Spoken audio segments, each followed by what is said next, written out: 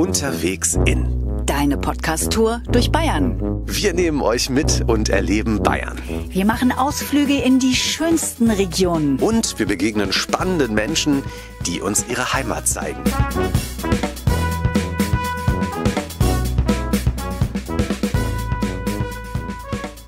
Servus und herzlich willkommen. Diesmal sind wir unterwegs in Bayerisch-Schwaben im Südwesten Bayerns. Hier könnt ihr spannende, ganz unterschiedliche Sachen erleben.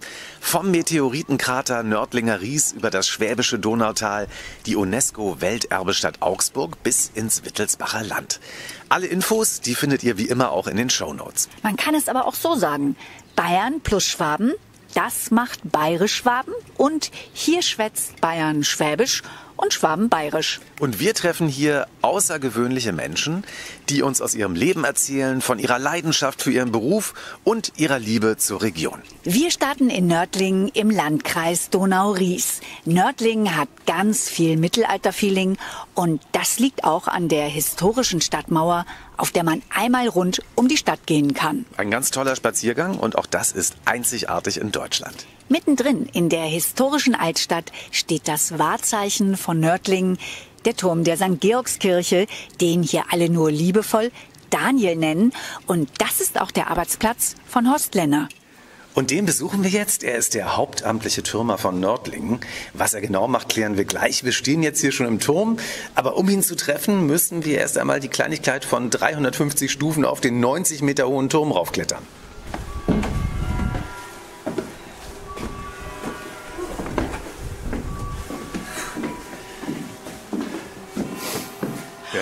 So, wir haben es tatsächlich geschafft. Servus, Herr Lenner.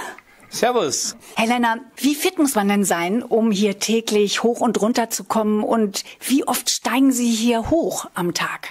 Na gut, man muss schon sehr fit sein, denn man läuft hier Minimum 2-mal rauf und runter. Das heißt, ich laufe am Tag Minimum 1400 Stufen. Das geht nicht ganz spurlos an einem vorüber. Was machen Sie da? Halten Sie eine bestimmte Diät oder was machen Sie? Naja gut, hier oben betreibe ich Askese. Wenn ich unten bin, lebe ich ganz normal.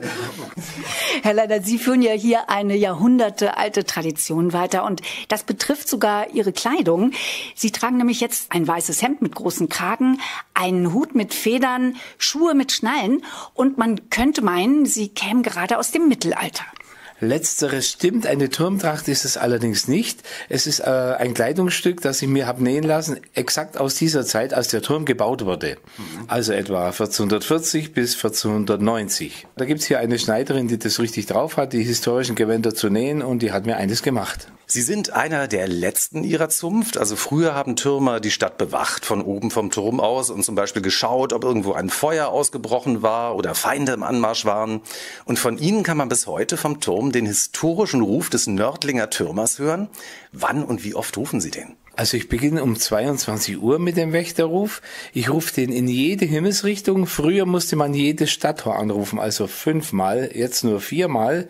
Und das eben alle halbe Stunde. Das heißt, ich rufe Minimum 20 Mal. Wenn allerdings unten jemand antwortet, muss ich wieder antworten.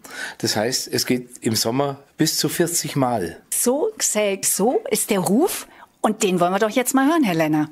Wie sagt man, auf die Balustrade oder auf den Kranz? Auf den Kranz. Und dafür gehen wir jetzt mal raus auf den Kranz, so wie es sich dann abends eben auch anhört. Niemand unten, gut. So, so. Super.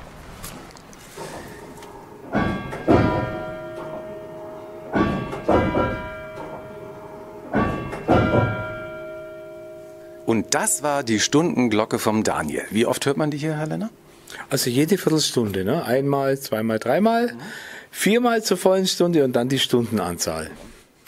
Aber jetzt gehen wir wieder rein in die gemütliche Türmerstube. Herr Lenner, Sie haben eine so kräftige und schöne Stimme. Wie halten Sie die denn fit? Ja gut, man muss die Stimme schon schonen. Ich bin kein Raucher zum Glück. Wenn ich Turmdienst habe, da trinke ich viel Wasser, um die Stimmbänder geschmeidig zu machen. Und mir kommen eben diese 40 Jahre Rock'n'Roll zugute, die ich auf Bühnen überall zugebracht habe. Das schult natürlich schon. Ja, Herr Lenner war nämlich mal Rock'n'Roller, aber darauf kommen wir später noch zurück. Der Nördlinger Türmerruf, der geht zurück auf eine Geschichte aus dem Jahr 1440, in der ein Tier eine wichtige Rolle spielt. Was ist da passiert? Genau, die Nördlinger Sau. Ganz berühmt, überall in der Stadt stehen die Schweine. Die Sau hat die Stadt gerettet, um es ganz einfach zu sagen. Die ist ausgebüxt, hat sich am Tor gerieben.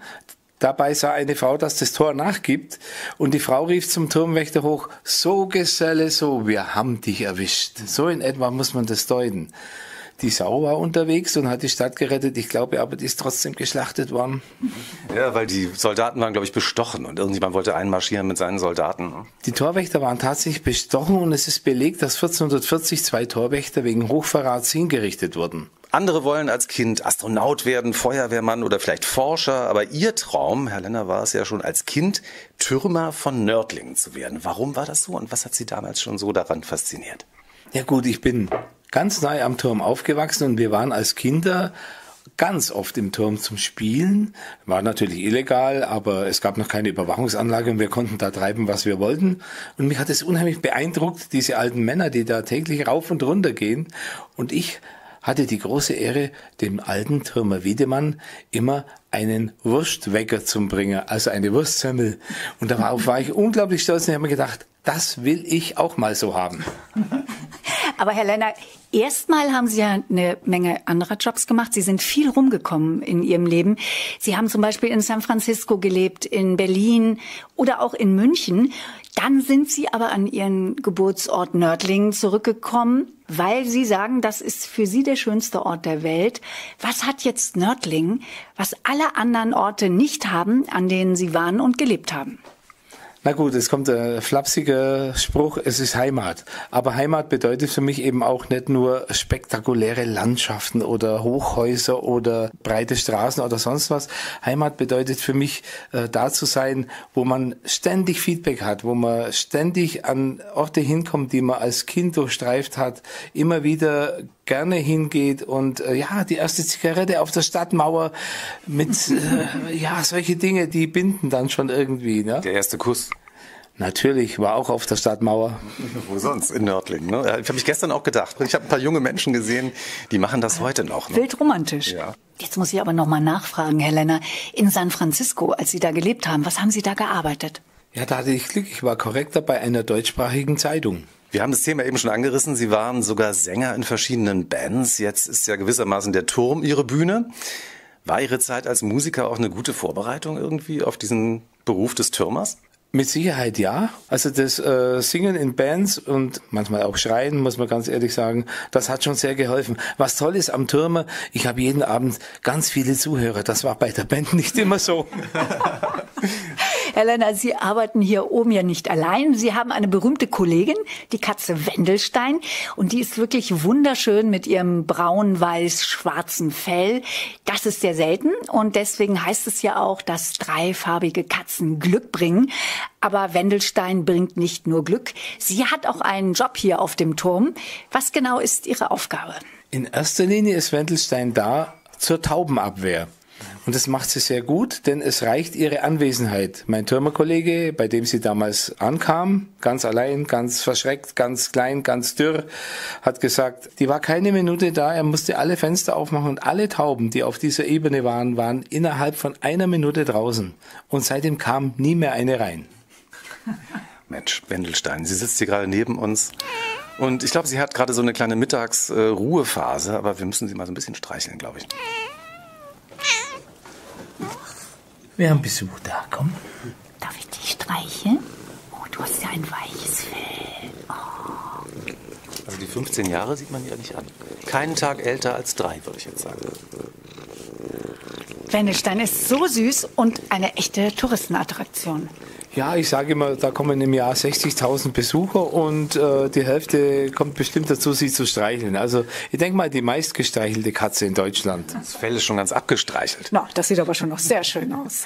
Wendelstein macht das ja hier aber nicht umsonst hoffentlich. Was kriegt sie denn so für ihren Job pro Monat oder im Jahr? Ja, man sagt so im Jahr 250 bis 300 Euro für Tierarzt und Futter. Wobei Futter, muss man sagen, teilweise schon mitgebracht wird. Teilweise sogar aus Japan. Japanisches Futter mag sie ganz gerne. Da ist ja wahrscheinlich viel Fisch drin, oder? Ja, Fisch ist drin. Es riecht fischig, ja. Wendelstein ist ja ein ungewöhnlicher Name für eine Katze. Wie sind Sie denn auf den Namen gekommen? Wendelstein wurde getauft von meinen Vorgängern. Wendelstein ist der alte Name vom Turm. Frau Wendelstein, sehr schöner Name. Bettina, und ich hatte immer den Eindruck bisher, dass du eigentlich ein Hundetyp bist, aber das hat sich, glaube ich, gerade so ein bisschen geändert, oder? Ja, Wendelstein ist so niedlich und die schnurrt hier auch schon so ein bisschen um mein Bein rum. Ich bin beides, Hundetyp und Katzentyp. Sehr gut. Und was man hier oben vom Turm auch sehr gut überblicken kann, ist die ganz besondere Landschaft, die Nördlingen umgibt. Nördlingen liegt nämlich mitten in einem riesigen Meteoritenkrater von 25 Kilometern Durchmessern ungefähr. Vor 15 Millionen Jahren ist hier ein Meteorit eingeschlagen, der die Landschaft um Nördlingen geprägt hat. Und das könnt ihr euch hier auch sehr gut angucken im einzigen UNESCO-Geopark Bayerns. Das ist ein sehr schöner Ausflug, sehr interessant für die ganze Familie. Noch hat Herr Lenner seine historischen Schnallenschuhe an, aber wenn er seinen Dienst hier auf dem Turm zu Ende geführt hat, dann wechselt er die auch gerne gegen Wanderstiefel ein, um im Geopark zu wandern. Herr Lenner, was fasziniert Sie an diesem Park? Also es war ja vorher, bevor der Meteorit kam, eine subtropische Landschaft hier. Und dann kam dieses Riesenteil, das übrigens genau den Umfang der Stadtmauer von Nördlingen hat, und krachte hier rein und schlug ein Kilometer tiefes Loch, das sich dann im Laufe der Jahre gefüllt hat. Und das sieht man eben in diesem Geopark da draußen recht gut, die verschiedenen Gesteinsschichten und so weiter, wie sich das alles aufgetürmt hat und umgedreht hat von unten nach oben. Und dieser einzigartige Stein, dieser Suevit, aus dem unser Turm auch gebaut ist, der kommt daher, und da schließt sich dann auch für mich immer der Kreis, wenn ich da draußen spazieren gehe. Helena, wenn Sie hier abends so ganz allein auf dem Turm stehen, die Landschaft überblicken, die Stadt, was fühlen Sie dann? Ein sehr erhabenes Gefühl im wahrsten Sinn des Wortes. Man ist über den Dingen. Schön ist es insgesamt doch zu wissen, an mich kommt hier oben nichts ran. Das kann ich mir sehr gut vorstellen. Danke, Herr Lenner, dass wir Sie heute hier oben besuchen durften. Das freut mich, dass Sie hier waren. Und Servus Wendelstein. Oder willst du mitkommen mit uns und neue Abenteuer in Bayern erleben? Ich glaube, sie hat ja gesagt, oder? Ich glaube auch. Herr Lenner, was meinen Sie? Ich lehne das vehement ab. Und jetzt geht es weiter mit einer ganz ungewöhnlichen Kombination. Kloster, Pater und PS. Aber lasst euch überraschen. Inzwischen sind wir mitten im bayerisch-schwäbischen Barockwinkel angekommen. Und man nennt die Gegend so, weil es hier so viele wunderschöne Barockkirchen und Klöster gibt. Und wir stehen jetzt vor dem Kloster Roggenburg. Das ist ein außergewöhnlicher Ort, südöstlich von Neu-Ulm gelegen. Wir sind hier umgeben von einer malerischen, sanft hügeligen Landschaft. Das sieht wirklich ganz zauberhaft aus. Und das Kloster übrigens, das wurde 1126 gegründet. Ein Kloster wie aus dem Bilderbuch, weißgelbe Fassade mit Kräutergarten, uralten Streuobstwiesen auf dem Klostergelände. Es gibt auch ein Museum, ein Hotel mit Klostergasthof und Biergarten und einen Klosterladen. So, und inzwischen sind wir im Kloster angekommen. Wir sitzen hier mit einem Menschen, der hier auch lebt. Es ist nämlich das Zuhause des Ordens der Prämonstratenser. Ein kleiner Zungenbrecher, aber ich glaube, ich habe es richtig über die Bühne bekommen. Und es ist das Zuhause der Prämonstratenser seit über 900 Jahren. Und einer von ihnen ist Pater Ulrich. Grüß Gott, Pater Ulrich. Grüß Gott, herzlich willkommen hier. Schön, dass Sie da sind. Es gibt übrigens bei diesem Zungenbrecher Prämonstratenser noch eine kleine Eselsbrücke. Man kann an das Prämonster denken. Und passend zu diesem Prämonster hat bei meiner Einkleidung mein Mitbruder Pater Stefan, der ein wirklicher Virtuose an der Orgel ist, den Soundtrack von Jurassic Park gespielt. Während ich meinen Anzug abgelegt habe und das Ordensgewand angezogen habe, erklang der Soundtrack von Jurassic Park. Sehr passend. Ja, total. Das ist eine super Eselsbrücke. Was hat sich denn hier im Zusammenleben der Ordensmitglieder seit über 900 Jahren nicht geändert? Was ist immer noch so wie früher? Ich glaube, das Markanteste ist der strukturierte Tagesablauf. So ganz streng sind wir nicht mehr. Wir haben uns natürlich auch so ein bisschen der Zeit anpassen müssen und auch der Arbeit, weil wir mittlerweile sehr viel mehr in der Seelsorge arbeiten. Aber so grundsätzlich ist dieser Tagesablauf immer noch die große Struktur, die wir haben. Wir beginnen mit dem Morgengebet, dann kommt eine Zeit der Arbeit, dann Mittagsgebet und Mittagessen. Dann ist wieder eine Zeit der Arbeit, am Abend dann gemeinsames Chorgebet, die sogenannte Vesper. Und In der Regel ist es dann so, dass wir abends dann die Messfeiern haben in den verschiedenen Gemeinden, die wir betreuen. Und wer dann am Abend noch Kraft, Lust und Zeit hat, ist eingeladen, in unser Wohnzimmer zu kommen und dort einfach noch die Füße auf den Tisch zu legen, wie das halt in so einer Männergemeinschaft immer wieder mal vorkommt. Aber natürlich hat bei uns alles einen schicken lateinischen Namen. Wir gehen also nicht ins Wohnzimmer, sondern in die Rekreation. Also könnte man auch sagen, es ist so eine Art Männer-WG. Alles gut geordnet und organisiert, aber trotzdem eine Männer-WG. Ja, könnte man so sagen. Und wenn Sie dann noch sagen, es ist eine fromme Männer-WG, dann gefällt es mir noch besser. Darf ich das sagen mit der Wäsche, die wir draußen gesehen haben? Passend zum Thema Männer-WG, als wir hier raufgekommen sind und durch diese wunderbar sanierten Fluchten die Gänge gegangen sind, haben wir auch Wäscheständer gesehen, auf denen Wäsche hängt. Da steht dann schon mal ein Wäscheständer mit Jeans auf dem Gang rum. Pater Ulrich, ins Kloster zu gehen, in dieser Männergemeinschaft zu leben, das ist ja eine lebensverändernde Entscheidung. Wann und warum haben Sie sich dazu entschieden? Ich habe mich 1993 dazu entschieden. Eigentlich wollte ich was ganz anderes studieren, aber über den Unfalltod eines Freundes bin ich dann bei der Frage gelandet, was machst du eigentlich aus deinem Leben? Und wenn es dich morgen trifft, hast du ein Leben geführt, zu dem du stehen kannst? Und ich habe dann den Weg ins Priesterseminar gefunden, habe dort 2 Jahre lang studiert, um mal zu gucken, ob die Theologie überhaupt was für mich ist. Und dann bin ich zu den Prämonstratensern gegangen, weil ich gemerkt habe, ich brauche eine Gemeinschaft, ich will auch eine Gemeinschaft. Und in dieser Gemeinschaft, die sehr stark auf die Seelsorge abzielt, da habe ich einfach meinen Ort gefunden. Sie sind nicht nur Pater aus Leidenschaft, sondern auch leidenschaftlicher Motorradfahrer. Wie passt das zusammen? Mit einem Augenzwinkern. Das Motorrad ist eigentlich ein Ergebnis meiner Midlife-Crisis. Ich war 2014 mit Freunden in Thailand, habe dort Erfahrungen mit dem motorisierten Zweirad gemacht und habe gesagt, das mache ich hier auch. Dann habe ich nach langem Hin und Her mir dann eben den großen Motorradführerschein gegönnt und dann eben auch ein Motorrad. Und wann immer es möglich ist, setze ich mich drauf, um hier einfach den Kopf wieder frei zu kriegen. Sie haben jetzt so spannend vom Motorradfahren erzählt. Können wir eine kleine Runde ums Kloster drehen? Ich glaube, das Wetter wird gerade wieder besser. Ich schnapp mir einen zweiten Helm und wir machen eine Runde. Brauchen wir Helme oder reicht Gottvertrauen? Na. Das Motorrad steht vor dem Kloster. Pater Ulrich sitzt auf der Maschine. Ja. Wie viel PS hat die? 125. Okay, Bettina, bist du bereit? Da muss ich auch mit drauf. Gut. Ja. Ja.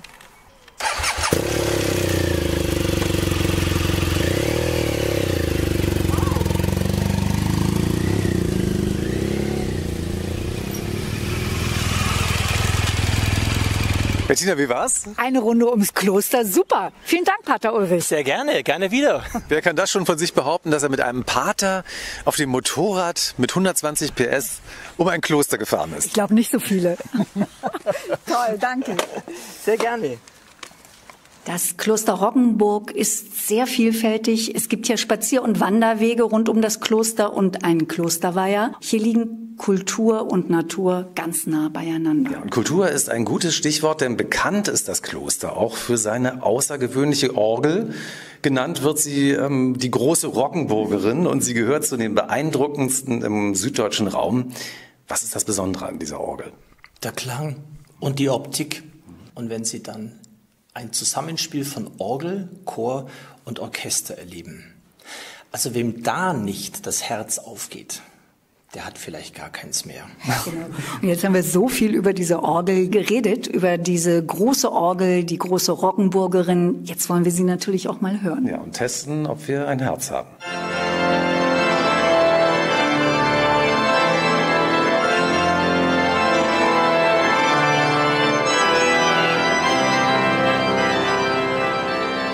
Tatsächlich ein ganz satter, ganz einmaliger Klang, die große Roggenburgerin. Und mir ist das Herz aufgegangen. Ihnen doch auch. Ja, natürlich. Haben Sie so etwas wie einen Lieblingsort hier im Kloster oder auf dem Klostergelände? Da rede ich gar nicht viel, den schauen wir uns einfach gemeinsam an. Schön, wir sind sehr gespannt.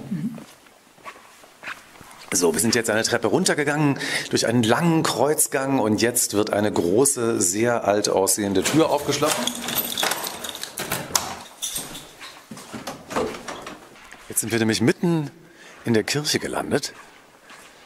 Und hier in diesem Chorgestühl, da ist mein Platz.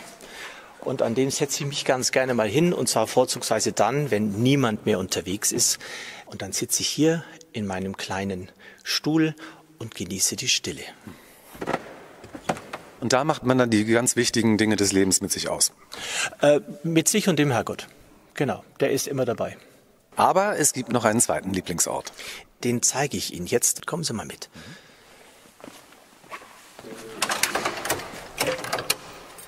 Das ist der Raum, der für viele unserer Besucherinnen und Besucher der beeindruckendste ist, oder also nach der Kirche der beeindruckendste, denn er strahlt durch seine Holzausstattung wahnsinnig Wärme und Gemütlichkeit aus. Es ist die Bibliothek.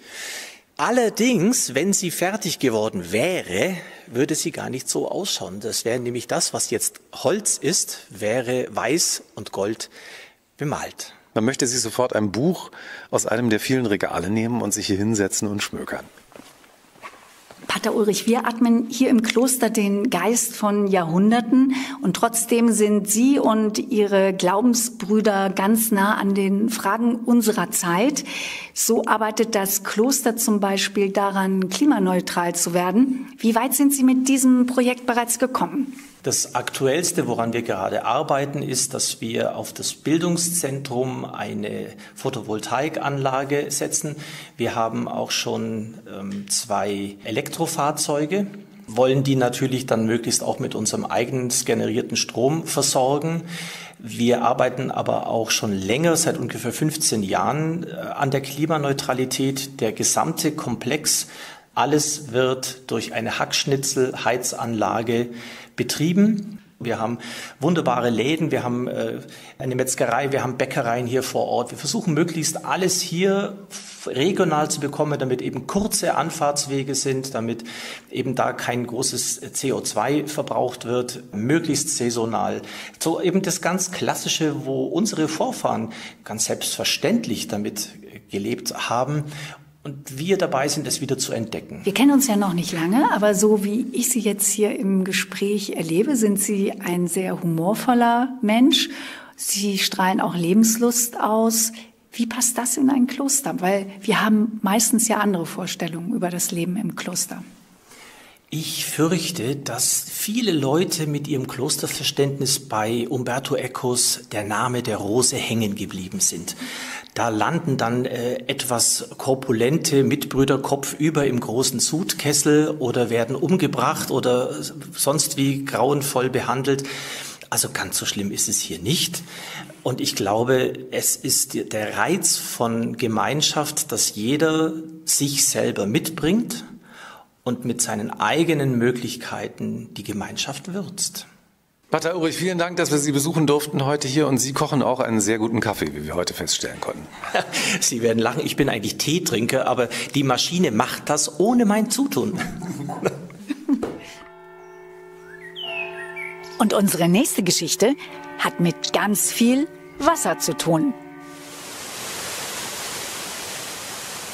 Und mittlerweile sind wir hier in Augsburg angekommen, und auch hier treffen wir einen Menschen, der mit seiner Arbeit für die Geschichte und Gegenwart Bayerisch-Schwabens steht. Es ist Sebastian Jurka, Werksmeister und Schleusenwärter hier in Augsburg.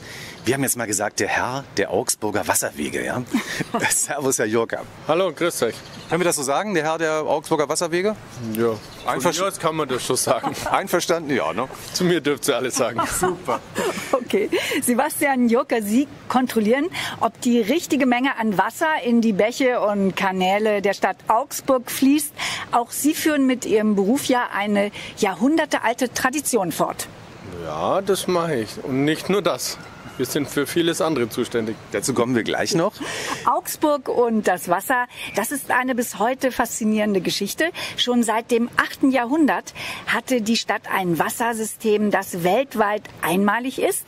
Die Augsburger Gelehrten und Ingenieure waren ganz weit vorne, wenn es darum ging, das Wasser der 3 Flüsse Lech, Wertach und Singold und des Brunnenbachs zu stauen und umzuleiten, dass es in der ganzen Stadt verfügbar war. Zum Beispiel als Wasserkraft für Handwerksbetriebe, und das hat das Stadtbild von Augsburg bis heute geprägt. Ab dem 14. Jahrhundert boomen hier Handwerk und Gewerbe in Augsburg, denn Wasserräder treiben Mühlen, Hammer- und Pumpwerke an, und so wird die Stadt schon früh zu einem Zentrum der Textil- und Papierproduktion. Das ausgeklügelte Wassersystem hier in Augsburg ist seit 2019 sogar UNESCO-Weltkulturerbe. Herr Jucker, ein bisschen stolz waren Sie schon, oder? Stolz ist man natürlich schon, ein Teil von dem Ganzen zu sein. Wir waren schon Jahre davon in die Anmeldung involviert und haben natürlich jetzt auch gewisse Auflagen, dass wir das Ganze auch instand halten und so beibehalten. Und Sie haben natürlich fest die Daumen gedrückt. Ja, natürlich, selbstverständlich. Das ist klar. Ja, und ein Lächeln haben Sie jetzt auch auf dem Gesicht, wenn Sie drüber sprechen. Das ist schön. Die Kanäle durchziehen die gesamte Stadt, wie Adern den menschlichen Körper. Keine Stadt in Deutschland hat mehr Kanäle. Das macht auch einen Teil der Lebensqualität hier in dieser Stadt aus. Und Augsburg hat wahrscheinlich sogar mehr Brücken als Venedig. Ganze 500 sollen es ja sein. Herr Jucker, kennen Sie die alle? Ich glaube, ich kenne alle. Unsere Abteilung, ich bin ja beim Wasser- und Brückenbau, sind für die ganzen Brücken zuständig.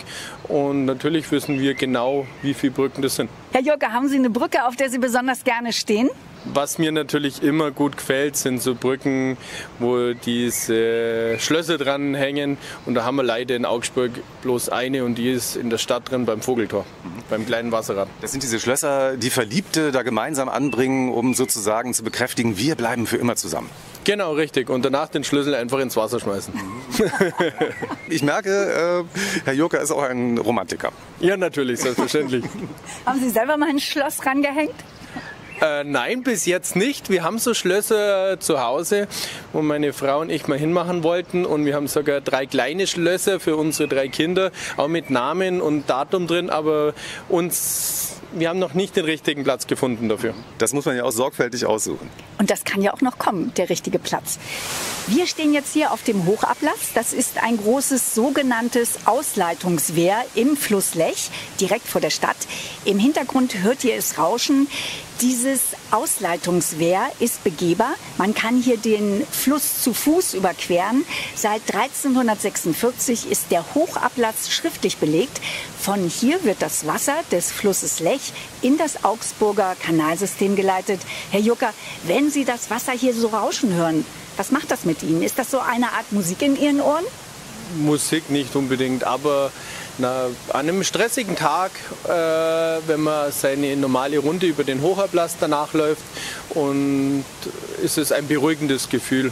Kann ich mir vorstellen. Das war aber auch eine sehr poetische Frage, Bettina, aber Poesie ist ja auch wichtig im Leben. ja, ich bin jetzt hier mal an den praktischen, ich will jetzt die Fakten wissen. Ja? Also wenn man das Wasser da so runterrauschen sieht, diese Mengen. Herr Jucker, wie viel ist das ungefähr, was da pro Sekunde runterrauscht, und in wie viel Kilometer Kanäle wird das geleitet? Also der Lech bringt im Moment 180 Kubikmeter pro Sekunde. Ausgeleitet werden 36.000 Liter pro Sekunde oder 36 Kubikmeter pro Sekunde. Und das verteilt sich dann nochmal in circa 80 Kilometer Kanäle in Augsburg drin. Wir sind hier umgeben von sehr viel Natur. Der Augsburger Hochablass befindet sich mitten im Augsburger Naturschutzgebiet Siebentischwald, ein beliebtes Naherholungsgebiet. Da gibt es viele Rad- und Wanderwege. Herr Jucker, Sie sind hier viel mit dem Rad auch unterwegs. Was ist das Besondere an diesem Naturschutzgebiet und was mögen Sie so gerne daran? Was ich ganz gut finde, dass man hier mit dem Rad relativ schnell in alle Richtungen unterwegs ist. Man hat seine Ruhe im Wald, und ein paar Kilometer weiter ist man eigentlich gleich in der Stadt wieder. Es liegt alles sehr dicht beieinander und man kann so 2 Welten praktisch auf einmal erleben. Sebastian Jucker und das Wasser. Wann fing diese Liebesgeschichte, nennen wir sie jetzt mal, wann fing das an? Eigentlich schon ziemlich früh. Also ich glaube, fast jeder Junge schmeißt man gern mal ein Stecken ins Wasser, oder wenn man kleine Bächler hat, baut man irgendwelche kleinen Dämmler, und das mache ich halt jetzt ein paar Nummern größer hier. Sie sind doch geborener Augsburger, oder? Ja, bin ich. Ich bin früher als Kind an der Singold, also unser Grundstück war direkt an der Singold, bin da aufgewachsen und im Sommer drin geschwommen, mit Freunden, mit dem Boot drin gefahren. Also Wasser war immer da. Ich vermute ja mal, das ist irgendwie in Ihrer Augsburger DNA angelegt. Und was ich ganz besonders beeindruckend finde, man hat hier schon sehr früh mit sehr viel Pioniergeist auch in Sachen Wasserhygiene Einmaliges geschaffen, denn seit dem 16. Jahrhundert wurde hier sogar schon Trinkwasser von Nutzwasser getrennt, also lange bevor Wissenschaftler und Ärzte das empfohlen haben. Ja, das stimmt. Mich würde jetzt aber noch mal interessieren, Herr Jucker, wie geht's Ihnen denn eigentlich, wenn Sie nicht in der Nähe von Wasser sind? Fehlt da was? Natürlich fehlt da was. Das Rauschen, das Beruhigende, aber auch, muss man sagen, auch im Urlaub werden manchmal Schleusenanlagen angeschaut und geschaut, wie andere Länder, andere Städte das machen. Und da muss meine Familie auch mit. Was sagen die dann? Oh, nicht schon wieder eine Schleuse, Papa? Ja, so ungefähr kann man das schon sagen. So kann man es zusammenfassen, ja? Ich hatte mir jetzt so vorgestellt, dass Sie vielleicht manchmal sagen, ach Mensch, ich mache jetzt mal einfach Urlaub ohne Wasser in der Wüste oder so. Und dann nur Sandburgen bauen. Hebt ja auch nicht ohne Wasser. Also Wasser ist immer dabei. Vielen Dank, dass wir hier sein durften und Sie uns das hier gezeigt haben. Für das bin ich da. Und uns war es eine große Ehre, den Herrn der Augsburger Wasserwege persönlich kennenzulernen. Das war unsere Tour durch Bayerisch-Schwaben und das nächste Mal hören wir uns wieder aus Neumarkt. Und bis dahin, Servus. Servus.